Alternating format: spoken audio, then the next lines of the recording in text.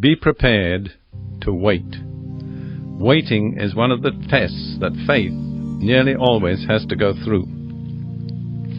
In Ecclesiastes chapter 3 verse 1, which is one of my favorite verses, Solomon says this: "There is an appointed time for everything, and there is a time for every event under heaven." Well, that includes marriage. There's an appointed time for marriage in your life.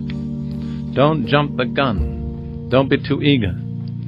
Maybe you're getting a little older than the average age at which people marry today, and you're thinking, well, God has forgotten me, He's passed me by, I'm going to have to do something. If you do something in that attitude, you'll almost certainly do the wrong thing. There's a beautiful verse in Hebrews 6 verse 12 I'd like to give you.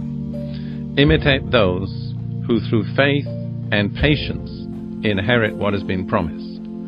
Bear in mind, it takes more than faith to inherit what God has promised. You begin with faith, but then there comes patience. In other words, you have to wait for God's time, for God's provision. Don't be hasty.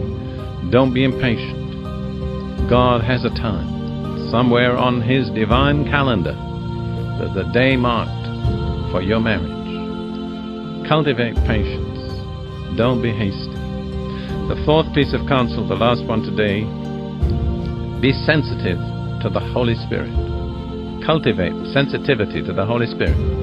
Romans 8:14 says this: "For all who are being led by the Spirit of God, these are sons of God."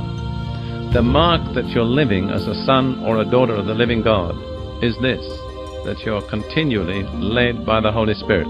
That's a continuing present tense. All who are being continually led by the Spirit of God, these are sons of God. And so you need to cultivate being led by the Holy Spirit. One of the prayers that I'm always praying is this: to be in the right place at the right time. And I've discovered that the only one who can enable me to achieve that is the Holy Spirit. As I'm sensitive to the Holy Spirit, He puts me in the right place at the right time.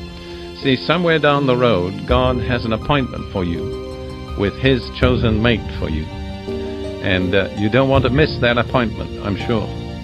But unless you're led by the Holy Spirit, it could be that you would miss the appointment. Cultivate sensitivity to the Holy Spirit in small things, in big things.